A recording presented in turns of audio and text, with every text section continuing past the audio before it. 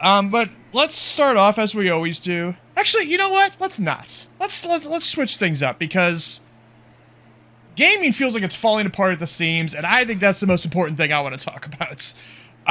It has been a hell of a bad, probably 2 weeks, maybe even longer. I mean, honestly, it's kind of been going on all throughout this year, but this week things got fucking nuts with layoffs, and mostly layoffs, but a couple other things here. I'm gonna kind of go down the list here of everything I'm talking about that's been going on.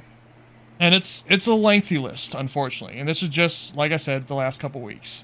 And you can just interrupt me when you want to talk about any one of these individually, but then kind of at the end we'll get into the whole thing.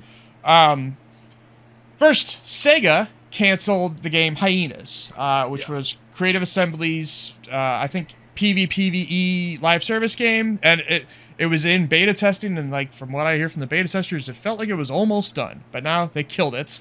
Also, Creative Assembly. Oh, they also canceled some unannounced games at other European studios, and they canceled. And there's going to be some layoffs at Creative Assembly. As a matter of fact, there might have already been. So that's bad. Creative Assembly is a studio that carried Sega through when they were going through some dark times of like Sonic 06 and shit like that. Creative Assembly was banging on with Total War, and that was like their only success for a while. Also, the makers of Alien, Isolation, and other things. And attached to this story was some interviews with some Creative Assembly people who revealed that this was Sega's most expensive game ever, which seems crazy. Like, this is a game that honestly I thought never really looked interesting at all. I know that's harsh to say, and maybe they could have pulled something out, but I don't think they really had a great idea there. And the fact that Sega made that their most expensive game ever is... Not to deride free-to-play games. Like, this is not my intention by saying this. I don't think this was free-to-play, was it? Well, live service in general, I guess, would be my thing. I don't think it's very smart to put hundreds of millions of dollars into a live service game, especially right now. That's definitely... We're going to talk about that a lot here, because kind of towards the end here, I want to talk about live service a lot. This is going to be lengthy. There's a lot of this I want to talk about. Also, very strange. It kind of got revealed that Neil Blomkamp was working on this game a little bit. No. Or at least at the beginning to like kind of help set up some of their background a little. Sega, what are we doing? I know. Team 17, who are the makers of Worms, and they also have gotten into publishing recently. They published a lot of great indie games. Blasphemous 2, they published. There's another one recently.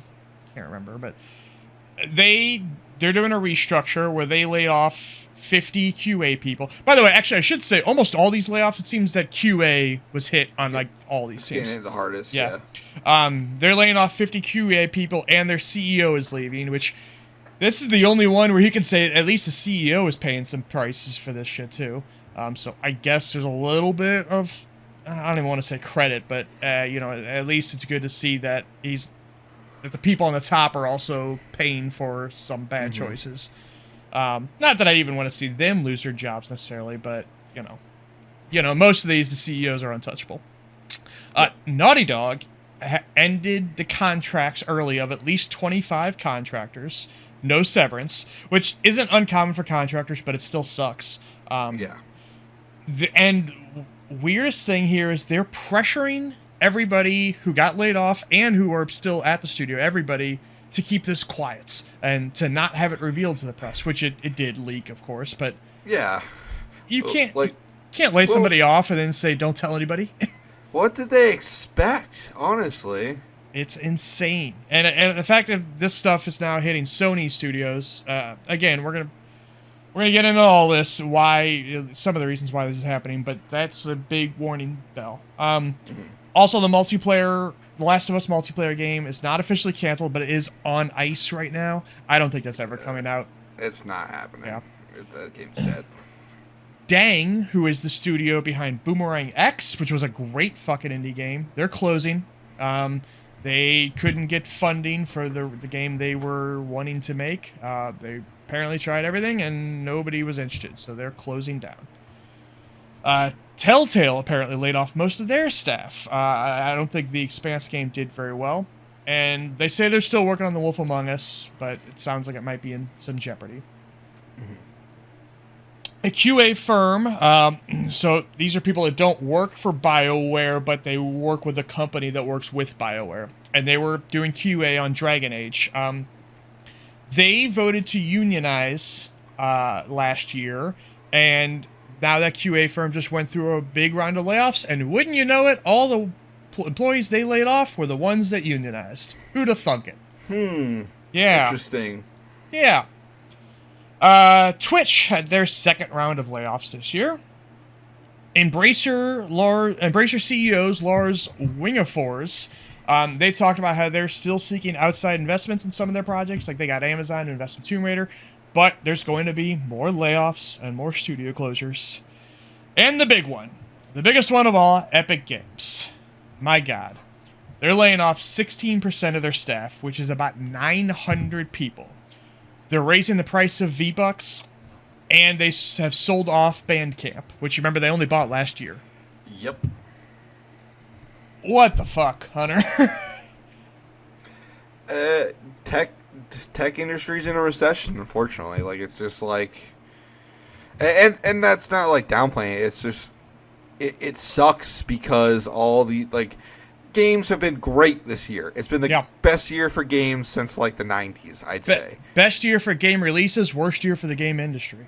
It's like, it's insane to me that like these companies are making record profits and somehow they can't afford to keep people on for some reason. That's the thing you had mentioned about record profits.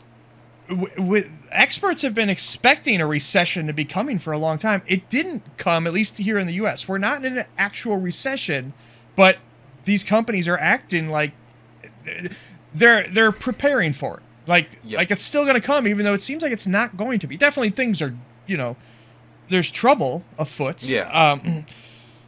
I think, and this is not in any way to excuse what these CEOs did at all. But there is a problem coming where there's no real solution that I can see. And that is that the next trend is not obvious. Nope. Live service is not...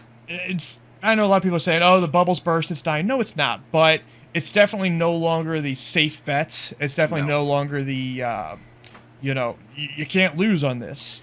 They thought, hey, maybe the trend will be VR. It's not. They thought maybe the trend will be NFTs. It's not. Free-to-play is still a big thing. But, like, what the next safe bet is absolutely not obvious. It's not, Sony's, they do the single-player games better and bigger than anybody, but I think those games, they sell astronomically well, but they're also astronomically expensive to make, and I don't think they are as profitable as a lot of people believe. No. Now, they're first party, so, like, kind of the point of them is to get people to buy the console, so, like, that's kind of okay, but that's not the answer either, I don't think. There is no just, like, obvious answer right now. I think on the point of Sony's first parties, I think they kind of can't stop making those, but they do need to diversify more is the issue. Yeah. Because there's no diversity in any of these companies' lineups anymore. Like Microsoft, I will give them this. Microsoft does do diversity better than Sony will ever do. Like it's just like there's so many things on Microsoft that I can't see myself playing, but like people are going to want to play them. Yeah. Nintendo's Nintendo. They can keep making exclusives forever. Yeah, I know. Nintendo's kind of out of this whole conversation. They're like a whole different deal. Yeah. Well, I look at Sony and I'm like, I don't know what they're gonna do. Yeah, and that kind of goes for everybody though. Like, games as service is. I mean, I'm kind of just saying the same thing again, but like, that's not the obvious answer. Single player's not the obvious answer. NFTs isn't it? Like. There is nothing on the rise. If I made you the head of if I made you the CEO of EA or Ubisoft right now, and I say, all right, set aside what kind of games you like. That doesn't matter. Yeah. Just greenlight some games that are guaranteed to be big successes now. Like, I don't know what you do. I don't know either. I think I've heard a lot of talk about these expandalones, like these. Right. Maybe there's something there. I think in our next episode we might make that the topic unless something else big happens. Yeah. And just to be clear, when you say expandalones, we're talking about Uncharted Lost Legacy, Halo ODST, Spider-Man Miles Morales, stuff like that. Yeah. Yeah. To get into Epic Games a little bit here, Fortnite, I don't necessarily think that Fortnite was the reason for this. I mean, you know, I'm sure it doesn't help. It might be kind of over its peak a little bit. But there's a couple things going on here. Number one, remember, they ate a $250 billion fine from the FCC recently for dark patterns. They also have picked a long-running legal war with Apple. They have been bringing the fight to Steam with paying for exclusive games on Epic Games Store. Fortnite had to be removed from mobile due to all the Apple stuff. They bought a bunch of companies like Psyonix and Harmonix and the Fall Guys. I can't remember their name, but the Fall Guys teams that apparently they can't avoid trying to do this metaverse shit. Apparently can't afford, is what I meant to say.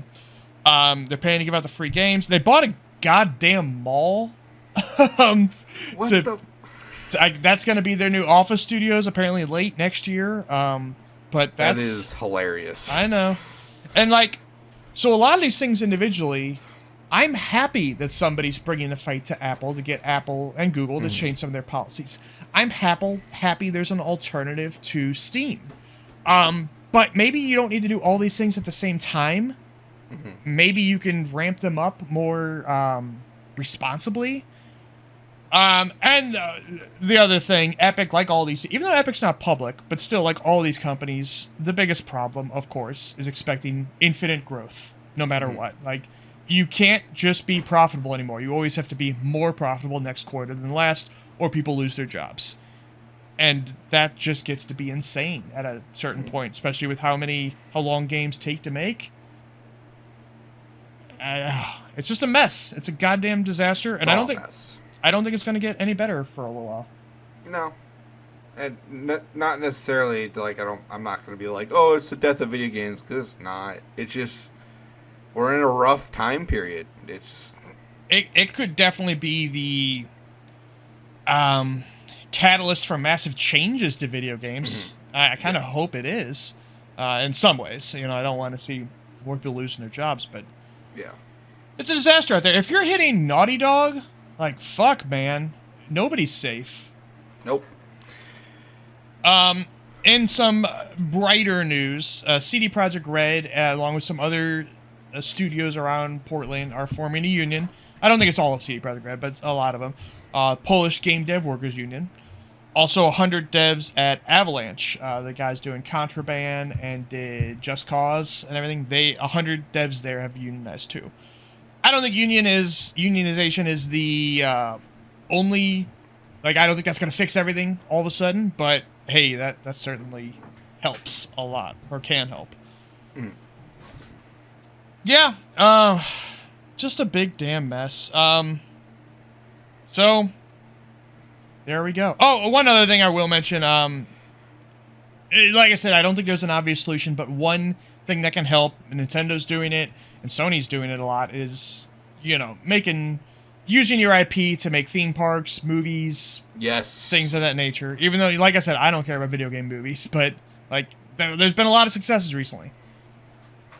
Last of Us TV show, Mario movie, the Nintendo theme park thing. Like, it's been working out for a lot of these companies. I mean, in that regard, there is, like, higher quality being putting into these things too, which makes it like a viable option that more people want to see. Like Last of Us, as much as I didn't want the show, that show's great, and it is like kind of opening the floodgates for maybe more video game prestige television. Yeah, but we got Fallout coming in next year. That'll hopefully kind of be the next one there. Hell yeah. You know, and also Netflix announced this week a couple more animes they're doing. Tomb Raider. I think they announced Tomb Raider 4, but they showed it for the first time. Devil May Cry, which looks awesome. Yeah.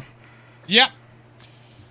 Anyway, I'm sure this isn't the last time we'll be talking about this. It does feel like right now a house of cards. It does feel like massive changes are needed.